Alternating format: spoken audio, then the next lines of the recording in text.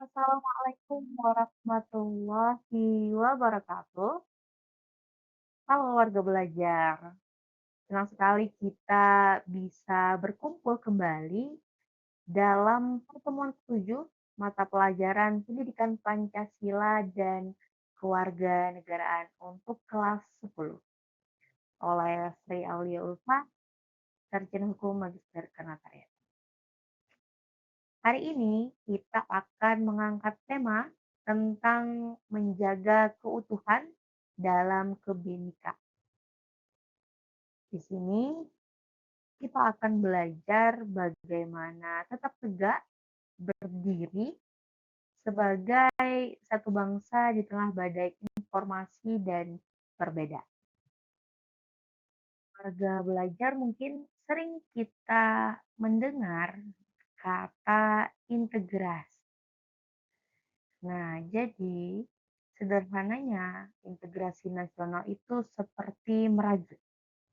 Kita punya benang merah, punya benang kuning, punya benang hijau, dan punya benang biru, yaitu berbagai suku dan budaya kita, yang kemudian dijalin menjadi satu kain yang kuat bernama Indonesia. Tanpa rajutan yang kuat, kita hanya sekumpulan benang yang bercerai-berai. Inilah proses penyatuan kita agar punya satu identitas yang sama. Jadi, integritas itu merupakan penyatuan atau proses penyatuan berbagai kelompok sosial, berbagai kelompok budaya ke dalam satu kesatuan wilayah di bawah identitas nasional kita, yaitu Indonesia. Mengapa Indonesia yang begitu luas masih bisa tetap utuh selama kurang lebih hampir 80 tahun? Pada perekatnya warga belajar. Jadi kita punya Pancasila sebagai kompas dan bahasa Indonesia sebagai penyambung lidah. Kemudian ada juga rasa senasib sepenanggungan. Dan ingat, kakek buyut kita dahulu berjuang tidak tanya sukumu, tapi mereka berjuang demi satu tujuan, yaitu merdeka.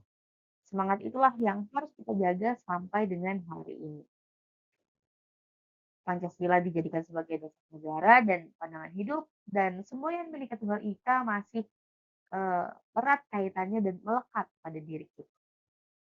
Kita mengakui adanya pengakuan atas perbedaan itu.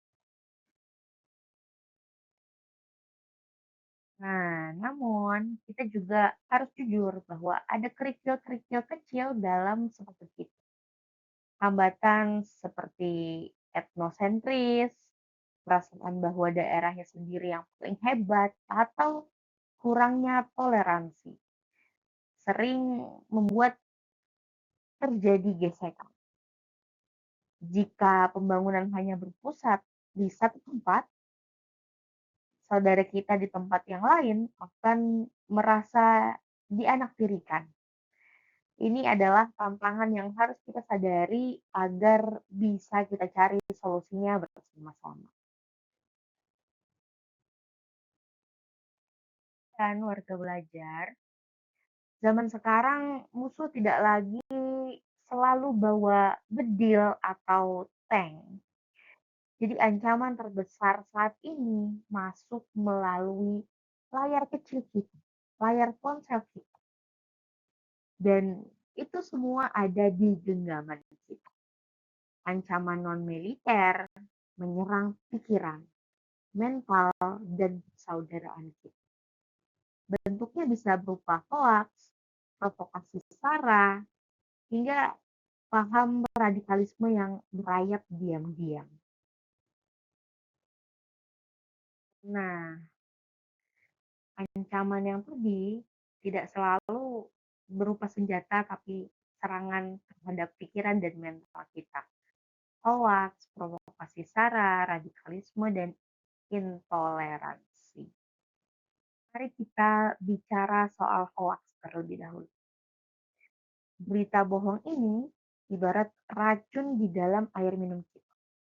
Tujuannya cuma satu, membuat kita saling curiga. Ciri-cirinya mudah untuk kita penuhi. Jadi warga belajar biasanya judulnya itu bikin kita kaget dan isinya memicu amarah kita.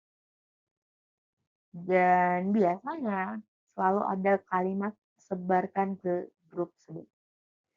Nah, jika warga belajar mendapatkan pesan seperti ini, berhenti di Anda. Jangan diteruskan. Terlebih apabila sumbernya itu tidak jelas atau mencatut nama tokoh tanpa bukti. Jadi warga belajar bisa memfilter berita-berita tersebut. Jangan langsung warga belajar terima. Jangan langsung warga belajar langsung terprovokasi dengan berita tersebut. Warga belajar harus pandai-pandai dalam memilah informasi. Selanjutnya adalah provokasi sara atau suku, agama, ras, dan antar golongan. Ini adalah isu yang paling sensitif. Provokator sangat suka membenturkan keyakinan atau adat kita demi kepentingan mereka. Kita harus ingat, warga belajar, Indonesia itu besar karena beragam. Jika ada yang menghina satu golongan, mereka sebenarnya sedang mencoba merobohkan rumah besar kita bersama. Jadi, warga belajar jangan mudah terpancing amarah. Karena setiap orang itu punya hak yang sama sebagai warga negara. Jadi kita selesaikan permasalahan itu dengan musyawarah, bukan main hakim sendiri. Mungkin ada bahaya radikalisme. Nah, paham ini ingin mengubah tatanan negara kita atau sosial kita dengan cara kekerasan atau cara yang ekstrim. Biasanya ini terjadi ketika adanya sikap tidak toleran terhadap yang berbeda, kemudian bersikap eksklusif atau merasa dirinya lebih daripada yang lain. Mereka menutup diri dari lingkungan. Kemudian menghalalkan kekerasan atas nama keyakinan mereka.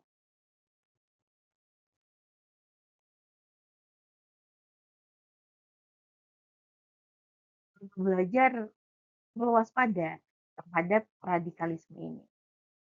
Ini adalah paham yang memaksakan perubahan dengan cara-cara yang begitu ekstrim dan menggunakan literasi. Seperti yang saya sebutkan sebelumnya bahwa biasanya hal ini diawali dengan sikap yang tidak toleran. Mereka merasa paling benar sendiri. Dan untuk itu, mari kita jaga keluarga kita agar tetap memiliki pemahaman agama dan kebangsaan yang sejuk serta modern. Cara melawannya, jadi warga belajar dapat menggunakan rumus saring sebelum caring. Sebelum kalian memencet tombol forward, tanyakan 3 hal. Apakah ini benar? Apakah ini ada manfaatnya? Dan apakah ini akan menyakiti orang lain? Jika warga belajar ragu, silakan verifikasi atau tabayun terlebih dahulu kepada pihak yang lebih paham atau cek berita di media yang resmi. Kita tentunya ingin tidak belajar hanya melalui teori saja. Warga belajar adalah agen perubahan di lingkungan rumah, di pasar, ataupun bekerja warga belajar. Jadilah penyejuk di lingkungan warga belajar semua. Kalau ada perdebatan yang mulai memanas, jadilah orang yang merangkul.